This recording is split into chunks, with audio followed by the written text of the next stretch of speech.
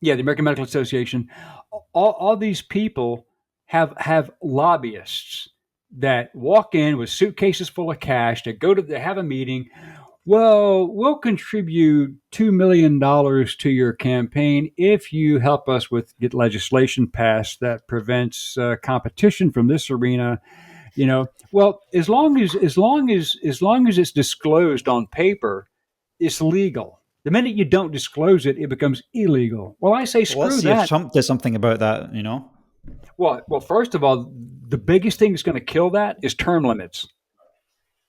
He wants term limits this time around, and I think he'll have the numbers in the House and the Senate to get term limits passed.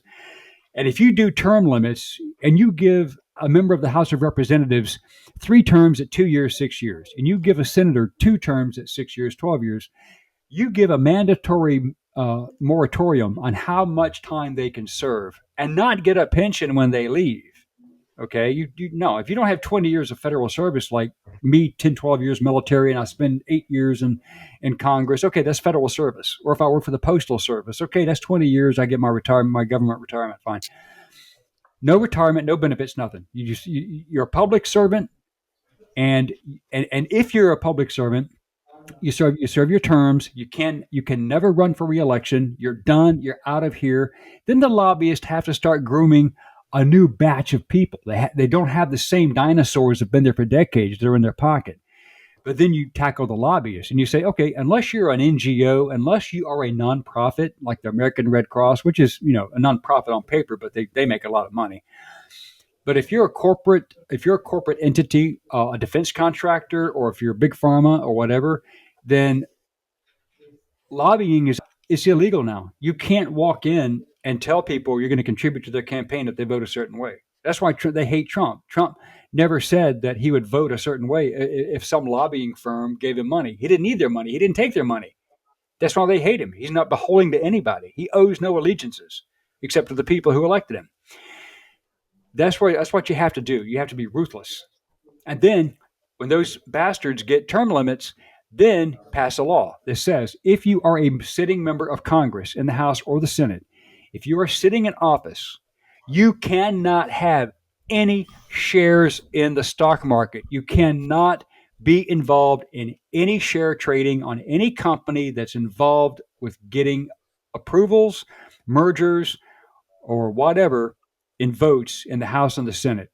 If you own shares in Bayer, or the German Bayer, if you own shares in Bayer, and there's a committee sitting there determining how much they're going to do with regard to stopping a monopoly on aspirin, and the stock's going to be determined upon what that vote is, you can't be in that committee because you have shares in that company. So you end that by saying the minute you take the oath of office, you have to divest yourself of every single stock that you have. Okay, you Yeah. cannot trade on the stock market because you have inside information like Nancy Pelosi and her husband Paul.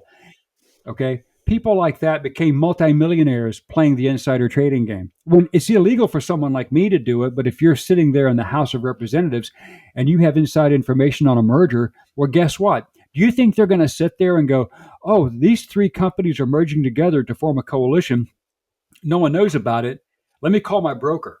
So they go to the back room. Hey, this is me. Yeah, there's going to be a big merger in about 3 months. So I want you to divest of this stock, and I want you to put all these shares into this company here. Yeah, thanks. I'll cut you in. Bye. Hang up. That's called insider trading, and you cannot do that. So anyway, but they're doing it, and that's why it has to be altered. It has to be restructured. It has to be eradicated. Very interesting stuff, man. Do you think that Trump has enough time in 4 years to do enough change that it won't be Yes. reversed if there's another interesting election? Yes, it depends upon how hard the law is passed. If he keeps the House and the Senate in the midterm election, then he will be able to accomplish all of those factors. And once it's law, it would be very difficult for the people in this country to accept a Democrat establishment trying to reverse those laws that are actually going to benefit the public. So I don't This see this how he this can fail. churn just seems this totally destructive churn of just putting in laws and then taking them off. It's like trying to grow a plant. You uproot the plant, put it in a new pot, and it's just going to kill the plant. It's just the wastage. Well, the The sheer people sitting at the wastage, man. top of the people sitting at the top of the food chain don't care about that because they're insulated. See, the very wealthy are insulated from bad political decisions because they are so wealthy that they can weather the storm. It's the people below their pay grade who have to suffer, and they don't care about that because if they did, they Yeah. wouldn't make the decisions that they do. So goes the history of the world.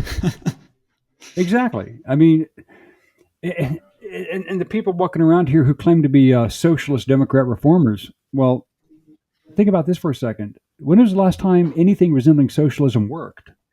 It always fails. Why? Because it can't compete with the free market. The free market will always dominate any socialist, communist, fascist mindset on the economic level. You cannot compete with a fluid, free market economy. You can't do it. It won't happen. So how do they justify their actions? Well, we have to have equality and equity and all this other shit. I'm like, well, equality comes through hard work, and equity is an illusory communist manifesto topic. No one guarantees you a thing. I don't have. You're not born to this country and guaranteed anything other than a right to live and a right to work and pursue the best opportunities you can for yourself. There's nothing in your birth certificate that says that I owe you a damn dime. Okay, so I don't want people, thinking that the utopian socialist society is a good way to go. It never worked. And by the way, the people who are the revolutionaries are stupid because what's happened after every single major revolution and political upheaval? The Nazis did it, Mussolini did it, Stalin did it, Lenin started it. But once the revolution is won and the government changes hands, who are the first people to get eradicated? Well, the very revolutionary, useful idiots who helped the revolution succeed in the first place. Why? Because the leadership at the top of the revolution realized that the foot soldiers who helped them get where they are going to realize they were Like the lied to, brown, yeah.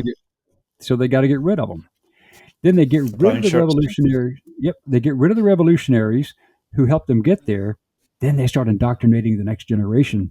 They rewrite the history, and then the people coming up in the third generation don't know the bad shit that happened, and they're thinking, "Oh, this is a really great thing. Yeah, I'm starving, but so is everybody else. So we're all equal." Well, guess what? The people at the apex of that organization are living large and eating well. You never saw Lena Brezhnev standing in a bread line.